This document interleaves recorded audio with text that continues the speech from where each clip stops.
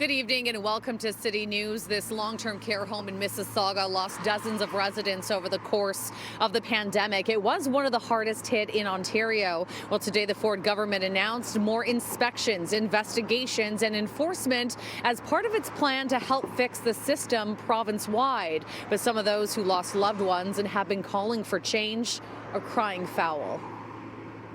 Ontario will have the best inspection program in Canada. The province is promising to hire 193 more inspectors by next fall, more than doubling the number on the job right now, meaning there will be one inspector for every 2 long-term care homes in Ontario. Minister Rod Phillips says instead of being complaint-based, inspections will now be proactive and investigators will be given the power to lay charges on the spot. The current structure of inspections in Ontario has those inspectors needing to apply to their director to have those sorts of actions taken. So this would be similar to what we'd see with environment or labor inspectors. I was kept away from her for 169 days of the last year of her life. But advocate and caregiver Maureen McDermott has a hard time believing any of this will lead to change. Well, my immediate thoughts are what's happened in the last 2 years. My God, there was thousands and thousands of complaints filed with the Ministry of Long-Term Care in the last 2 years. How many fines? None. How many licenses revoked? None. How many died? 4,000. I think that says it all.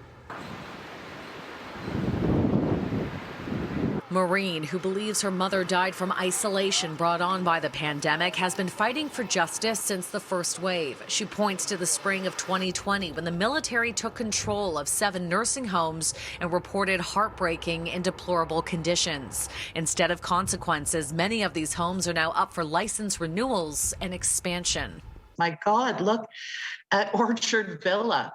They're in consideration for a 30-year extension and millions of dollars in funding.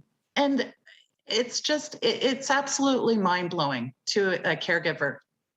Absolutely mind-blowing. Minister Phillips was asked about this several times. He never answered why no operators are facing charges. Instead, he focused more on what things will look like moving forward. The focus is making sure that every operator is accountable, that there is proper oversight, that there are more inspectors per home in Ontario, better trained, better equipped to make sure that that oversight happens, and that there are clear implications, clear penalties. Now, Minister Phillips is planning another news conference for tomorrow morning. We don't know what it will be about, but we do know announcements on wages and the education and hiring of more PSWs are expected in the coming days.